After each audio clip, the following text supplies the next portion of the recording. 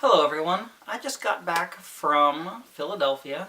Katrina was there for a conference and I just kind of went to tag along and explore the city. Philadelphia is the home to a lot of historical monuments and landmarks. It's where the Constitution was signed. It's where the Founding Fathers used to hang out. The Liberty Bell is there. Ben Franklin, George Washington, Betsy Ross, all those guys were there. I don't give a shit about any of that stuff. When I was in Philly, the only thing I cared about was comic book shops and used bookstores. So that's what I did. I went shopping and I bought a lot of stuff. Here's what it is. First I got from a used bookstore. They all looked the same. I don't remember which one. Library of Souls. This is the third Miss Peregrine's Peculiar Children book. I loved the first one, haven't read the second one, but we don't have the third one. And I got it. If you've never heard of it, it's like a sort of X-Men time-traveling superpower book. But there's these like anachronistic photographs throughout. The author is like a collector of weird old photos. And they're all real photos.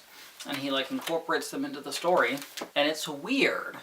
It's really weird. When I saw the movie trailer and it looked like X-Men meets like Nanny McPhee, so I was like, oh, weird dumb kid book.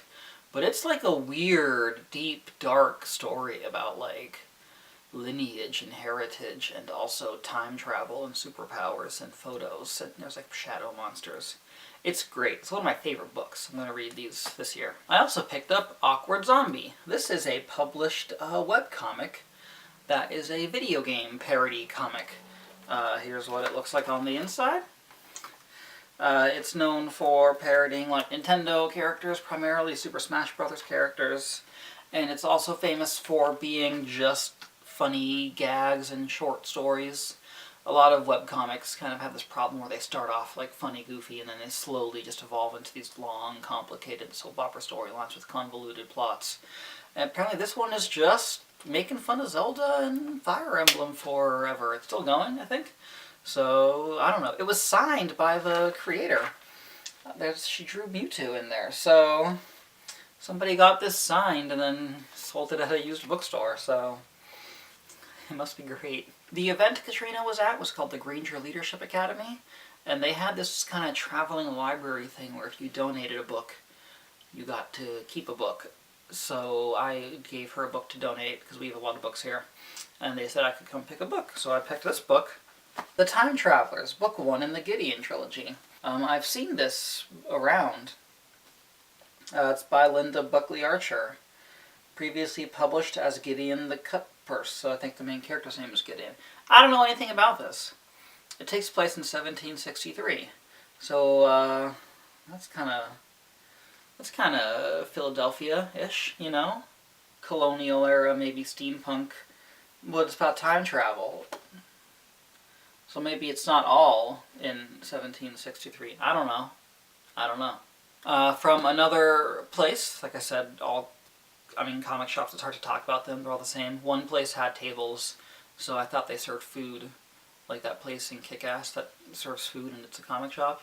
But I think they just have like Yu-Gi-Oh! And board game nights there. And another place had a lot of comics, and another place had a lot of sales. I don't know. Comic shops.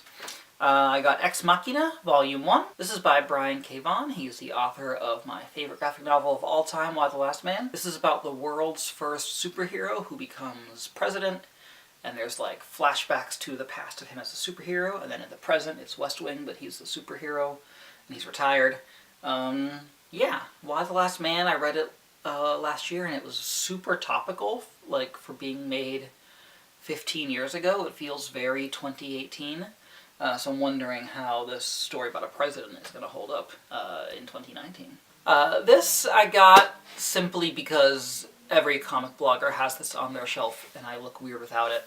It's Watchmen, the highest selling graphic novel of all time. The most popular comic of all time. Maybe the most overrated comic of all time? I don't know. It's good. I like it. I've read it a million times. I've seen the thing, motion comic, and the movie. Yeah, it's this weird alternate timeline in the 80s where superheroes used to be a thing in like the war Vietnam and stuff, and then they went outlawed, and now there's a blue guy with his balls, and he's on Mars. If you've never heard of Watchmen, I don't know how to explain it. It's Watchmen. It's the most popular comic ever made. These next two I bought because I felt impulsive and wanted to support a local store and ran out of money very quickly. This was like the first shop I visited, and I probably should not have gotten both of these. First is Mech Cadet U. This is a book that I've already read, that Boom Studios sent me a digital copy of for free, but it's really good. Greg Pak made it, and he said it's the best thing he wrote all last year. It is about a universe where giant robots come to Earth every year and bond with little kids, and so Earth sets up a training academy to train these kids. But one robot gets lost on the way to the ceremony and bonds with like a janitor kid named You. It's just beautiful. The artwork is great. It feels kind of like an American manga. You know how there's like American anime, like Avatar: The Last Airbender, but this is full color comic, very anime inspired. It's just so fun. The main character is really good. Just, he's there, he wants everyone to be happy, even the bad guys a little bit. At the end, in the last arc, they're like, oh, we gotta sacrifice all our robots to save the world. And he's like, no, that's not acceptable, we're gonna find a better way. And then he does. Spoilers. It's really good. You should definitely read this. It's like the best thing from 2018.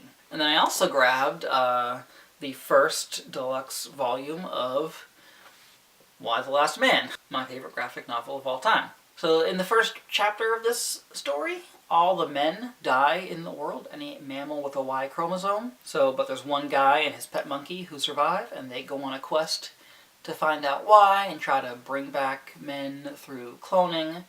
And there's just this wonderful cast of characters, like, 90% of them are all female.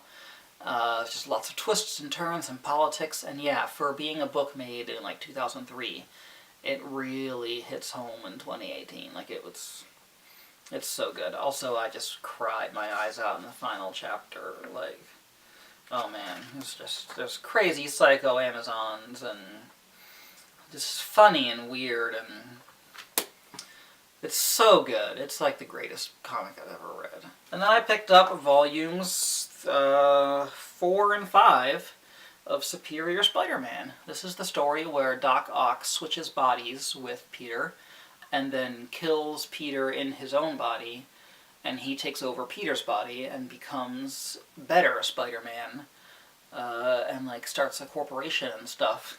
I read volumes 1 and 2. Don't have volume 3, need to find that. But here he fights Venom, and Spider-Man 2099 shows up.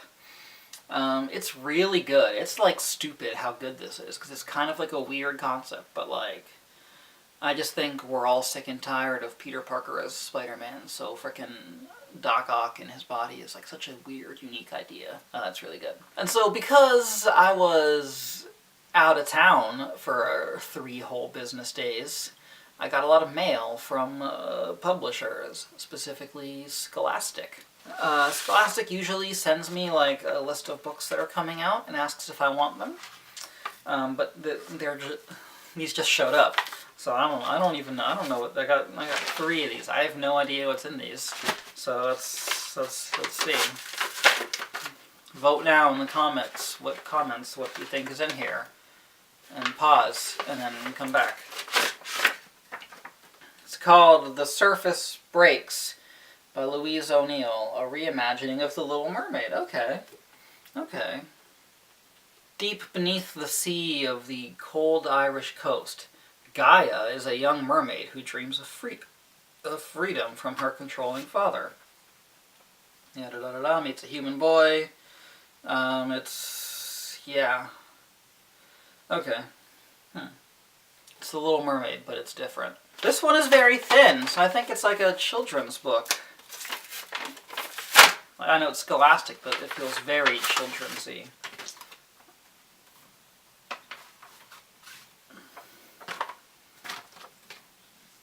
The Pepper Party picks the perfect pet. What? What? That's a tongue twister of a title. The Pepper Party picks the perfect pet. I think this is Pix, this Chihuahua, and he's the perfect pet. Or she, I don't know. I don't know. Do you know what this is? Yeah, this one's big. But it feels like there's a little book in it. So, that's a lot of packaging. Dugout. The zombie steals home. Oh! It's a comic. It's a black and white horror baseball comic by Scott Morse. Cool. I don't really like zombies or baseball, but cool. The guy who wrote it worked for Pixar and Cartoon Network and Disney and Nickelodeon.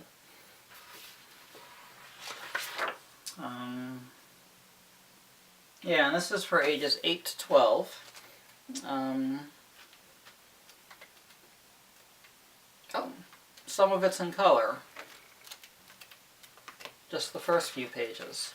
I wonder if the whole book will be in color when it's published, and because this is an advanced copy, it isn't yet. I don't know. I'm flipping through it. I haven't seen a zombie yet, so I don't know. Well, that's Philly. There was a lot of comics in Philly, and I bought a lot of them. And there was a lot of books, and I bought some of them, and some were sent to me while I was away. Yeah, so I'm sorry if you thought I was going to talk about the Liberty Bell, or like, the Bill of Rights. I don't know. I don't care. I don't care about that.